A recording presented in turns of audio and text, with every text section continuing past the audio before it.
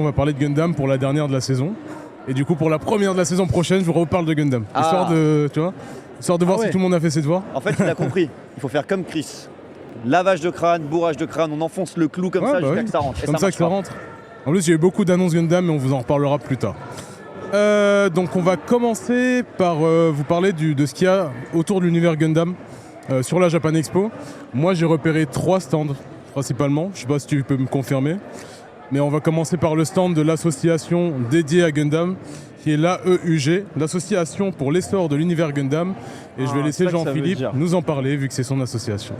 Merci beaucoup Yo. Bah oui, vous parlez de cette petite asso rapidement. Alors AEUG, Association pour l'essor de Tralala, c'est un nom à rallonge, mais c'est une ref, c'est une faction dans une série Gundam. Voilà, c'est pour ça qu'on a un nom bizarre comme ça. Et donc ouais, c'est une asso qu'on a créée en 2009. Wow. Ah ouais, c'est une asso super vieille qu'on a créée entre potes pour partager la passion de Gundam en convention, en vrai. Avec le public. Ouais, 2009, juste après Gundam. 2009. Sid, parce que bah, du coup, l'Arc-en-Ciel avait chanté Daybreak's Belle. Moi, oui, c'est vrai. Voilà, moi, ma petite anecdote, c'est que j'avais déjà vu l'assaut à l'époque. Moi, je quittais le lycée, je crois. Et j'avais déjà, je crois que j'avais. Ah non, je sais plus. Bon, en tout cas, il y a plus de 10 ans, j'étais à la Japan Expo et j'avais déjà vu l'assaut et tout, mais je m'y étais pas forcément intéressé. Et vous proposiez déjà des maquettes et tout à l'époque, c'est ça? C'est ça, on proposait pas mal d'activités, donc parce qu'il faut savoir que quand on s'est créé en 2009, en fait, il n'y avait plus d'éditeurs pour les animés Gundam en France, il n'y avait plus de maquettes Gundam en France, il n'y avait plus rien. Donc en fait, on est arrivé, c'était le désert, et on a un peu porté la flamme seul tout en convention. En 2009, il n'y avait plus rien de Gundam. Si je me trompe pas, en fait, ici, on a eu un gros boom avec Gundam Wing à l'époque. Ça. Et ensuite, Bandai, ils ont un peu lâché l'affaire. En plus, Gundam Wing, c'est pas le meilleur. Hein. C'est pas le meilleur, c'est... Après, chacun... C'est nos avis, mais... On est d'accord. Donc je te laisse continuer, vas-y. Mais voilà, donc on était seul tout pour parler de Gundam, pour essayer de rassembler les fans d'un côté et puis présenter ça au public, à tout ce monde qui connaît pas Gundam, parce que vu de l'extérieur, ça a l'air énorme, ça a l'air compliqué, comment rentrer là-dedans et tout. Et donc pour ça, on est en convention, comme aujourd'hui à Japan Expo, on montre des maquettes en expo, on propose aux gens de monter leurs maquettes, de passer de ça à ça. Ah ouais. Oh, c'est mignon. Et croyez-moi, c'est très facile, méga satisfaisant. Et des maquettes, il y en a des milliards pour tous les goûts. C'est plus petite, c'est plus facile. Il y en a, qui sont bien grosses, sont comme ça. Tu mets beaucoup d'heures dessus. Et en plus, tu as plusieurs niveaux de difficulté, entre guillemets. Tu peux juste faire la maquette, tu peux aussi la peindre. Tu peux... T'en as, ils te font au brush, enfin au airbrush, on va dire. Et comme sur le stand juste derrière où ils ont des petits pistolets à peinture. Exactement. Là. Ouais. Et en fait, tu as plusieurs niveaux de difficulté, on va dire, selon ton degré d'implication et ton temps libre. En tout cas, tu peux faire ce que tu veux, notamment juste les monter en sortie de boîte, c'est assez bien foutu. Là-dessus, il n'y a aucune peinture. Les pièces sont colorées déjà, donc le truc, il a déjà une gueule plus que correcte. Et si tu es déter, oui, tu peux évidemment, comme les gens derrière, c'est les mêmes techniques que pour la peinture de figurines, c'est les mêmes techniques que les Warhammer. Tu peux utiliser les mêmes peintures et faire la même chose dessus, tout ce que tu veux. Toi, avec toute ton expérience, tes années d'expérience, ça te mettrait combien de temps entre le moment où tu ouvres la boîte et tu finis le montage de la figurine? Celle-là, oui. 5 minutes. 5 minutes. 5 minutes. Mais quand t'as l'habitude, ça va vite. Moi, 5 minutes, c'est le temps, même pas le temps pour enlever toutes les petites parties. Mais moi, ça, je te le fais en 1 heure ou 2 heures. Prendre la boîte et montrer un peu tout ce qu'il y a dedans, là. Il y a dans la boîte. T'as ça, t'as 2 grappes, on appelle ça, donc on reconnaît des pièces, des jambes, la tête, etc. Voilà, ça c'est un peu toutes les pièces. Et puis t'as une notice, très bien faite, complètement illustrée. Voilà, ça te dit chaque pièce, tu vas la chercher, tu mets A dans B, et puis ça avance. Et à la fin, tu as ta superbe maquette Gundam qui est articulée, qui est colorée, et que tu peux custom, tu peux même mélanger des maquettes Gundam entre elles. Ah, c'est un truc qui se fait pas mal. Ouais, tu kiffes les bras de l'un, tu préfères les jambes de l'autre, comme dans des jeux vidéo d'ailleurs, ça s'est fait, des jeux vidéo Gundam. Tu fais ton propre custom. Tu mets les couleurs que tu veux derrière. Et donc c'est pas compliqué du coup. Absolument pas. Parce que c'est comme un Lego, c'est exactement comme un Lego. Ça a l'air super dur. On dirait que c'est plus dur que le montage d'un meuble Ikea. Mais finalement, vu la manière dont tu nous le vends, c'est du Lego, voire du plus simple. Exactement du Lego. Milk, elle en a fait un avant-hier. Elle a réussi, malgré, même avec ses ongles et tout, elle a un peu galéré à enlever certaines pièces, mais elle a réussi assez facilement. Ok. C'était sa première. En vrai, la partie un peu galère de ce truc-là, c'est pas trop le montage, c'est plus le collage des stickers.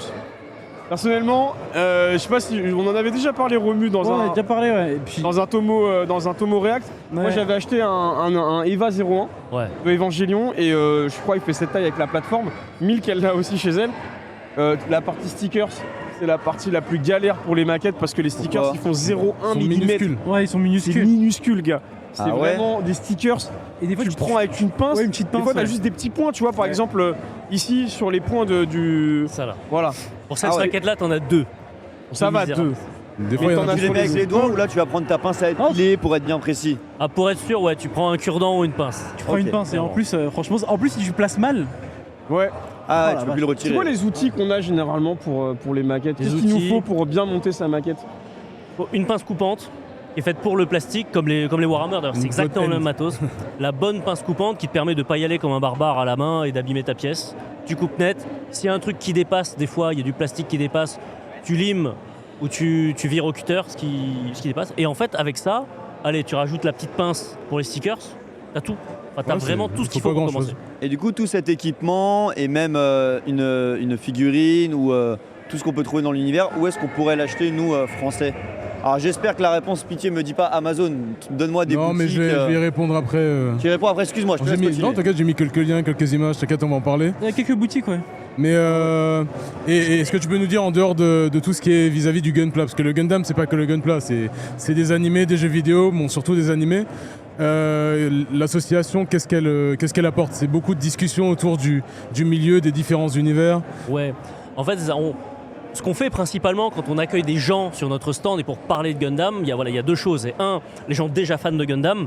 En fait, il y a un truc récurrent, je pense que Yo sera pas étranger à ça, c'est que quand on est fan de Gundam, des fois on se sent un peu seul.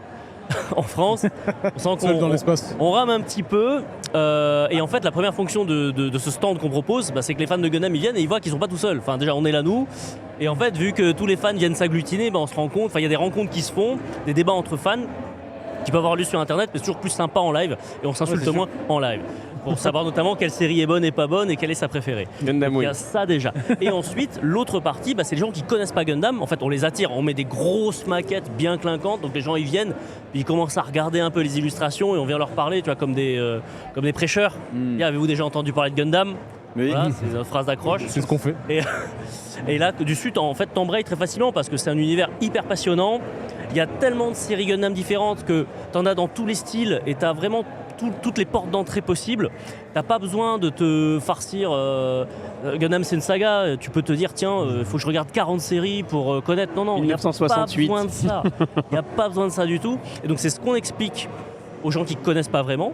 Et souvent, en fait, ça marche d'une année sur l'autre. En fait, on revoit des gens qui ne connaissaient pas, on leur en a parlé, puis un an ou deux après, ils reviennent, ils ont vu la série du moment, ils disent, ah, c'est cool, Hmm. qu'est-ce que je fais ensuite? Et puis il y a même pour tous les passionnés du Japon le côté touristique où on va aller maintenant voir Ouais. des. Est-ce qu'on peut appeler ça des statues? Je sais même pas comment on pourrait appeler ça, mais C'est des vrais robots, hein, c'est articulé. des vraies C'est des vrais reproductions robots. Ouais, c'est taille vraiment- réelle, de Gundam. Ça. Il y en a un, Il y en a des tailles deux ou réelles, trois, je sûr. crois. Il y en a deux. Au Il y en Japon, a deux. Il y en a une à Odaiba. Et Yokohama. Ouais, et Yokohama. Et tous je crois. articulés, je crois. C'est ça. Ouais. Alors, Bon, celle- articulé, je l'ai Non, vu faire. que Ouais. Yokohama. Odaiba Yokohama. nous dit dans le chat. C'est déjà pas mal. Ouais, c'est ça. Odaiba, ouais. Alors, il y a celle de Yokohama, parce que du coup, je l'ai vue au printemps, j'ai eu cette chance. Celle de Yokohama, elle bouge, c'est-à-dire qu'elle est sur une armature. En fait, il peut s'agenouiller. Ah Il est ouais. quasiment entièrement articulé. Le Gundam qui me fait une proposition en mariage, tu sais. Mais carrément. c'est Et franchement, une bonne idée. c'est un truc à voir. Voilà, si vous passez au Japon, si vous êtes dans la zone de Tokyo, vous allez à Yokohama, c'est 30 ou 40 minutes de train. Franchement, c'est absolument à voir, c'est impressionnant. Et déjà, le unicorn à Odaiba, il m'a impressionné, donc j'ai hâte d'aller voir l'autre. ouais. Ah, c'est ouf. Est-ce que tu as quelque chose à rajouter sur l'association ou... Oh non, on est toujours là, fidèle au poste. Donc rendez-vous prochain Japan Expo éventuellement si vous êtes pas encore passé aujourd'hui. ou sur Twitter, ils sont très présents sur Oui, on a Twitter. montré le compte tout à l'heure et Et- le compte Twitter est sur le chat. Parfait. Donc allez les follow, donnez de la force. Moi N'hésitez j'ai une pas. question sur l'association. D'un point de vue de la localisation, si on veut adhérer à l'association, on doit être à Paris, on doit être à Marseille. Non, on peut adhérer d'absolument partout.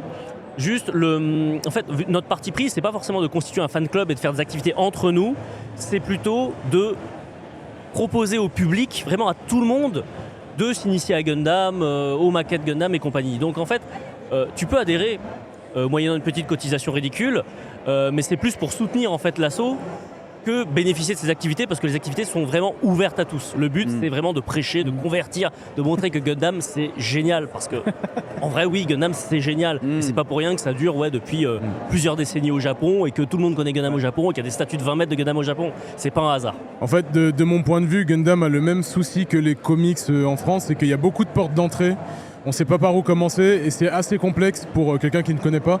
Il faut juste se mettre dedans et être un peu guidé. Et à partir de là, on kiffe. Et donc voilà. Il y avait une question dans le chat qui demandait avec quel animé on peut commencer Gundam, si on a plein, est-ce qu'il y a un ordre Bah, en fait, voilà pourquoi aussi je fais la similitude avec les comics, c'est qu'il y a plusieurs univers différents dans Gundam.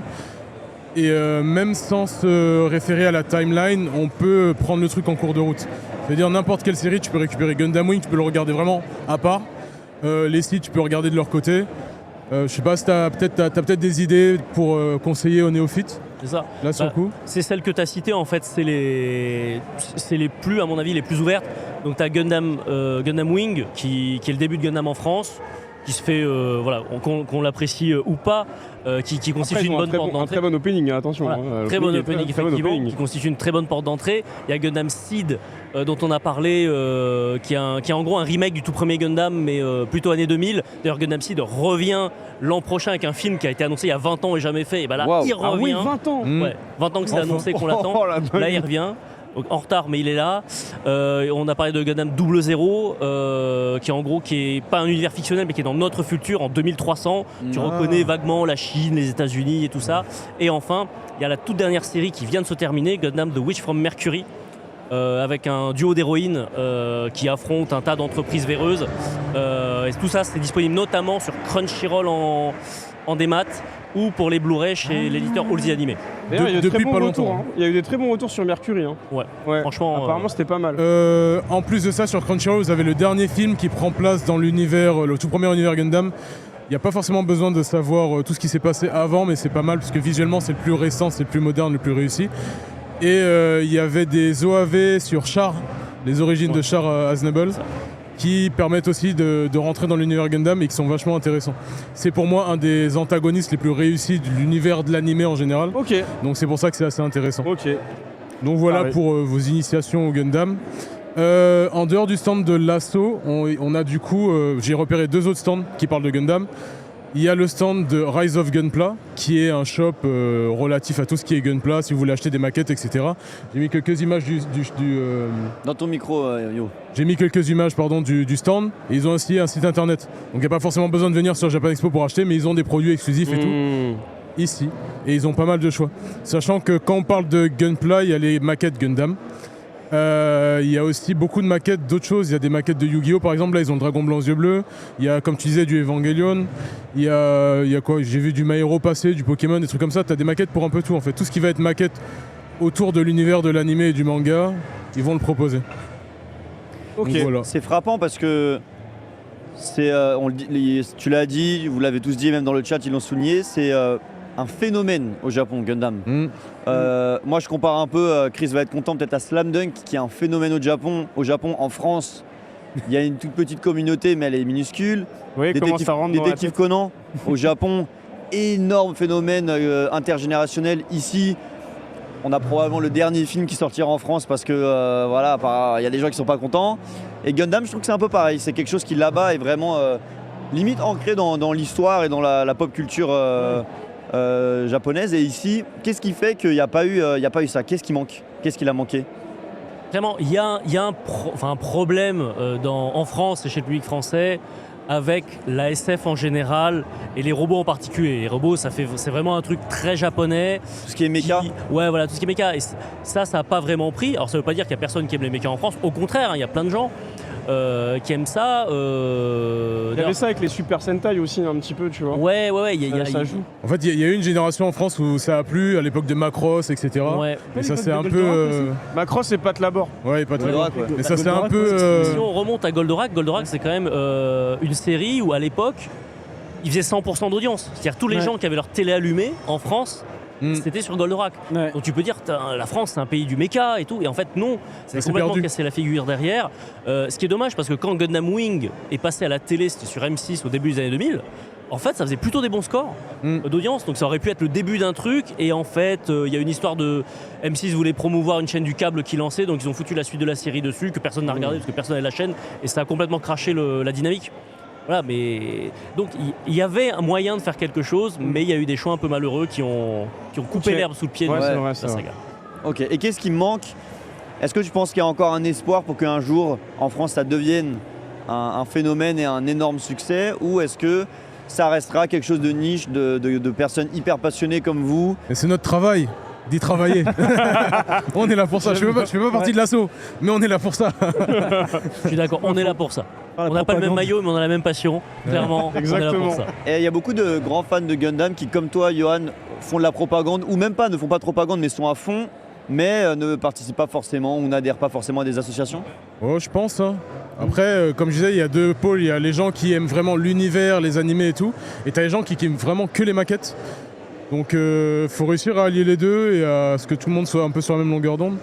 Il y en a pas mal sur Twitter. Moi, je pense que tu peux plus se renseigner là-dessus, s'il y a du Ouais, monde. bah, je vois principalement en influenceur entre guillemets là-dessus, il y a Loïc Rallet et Pion.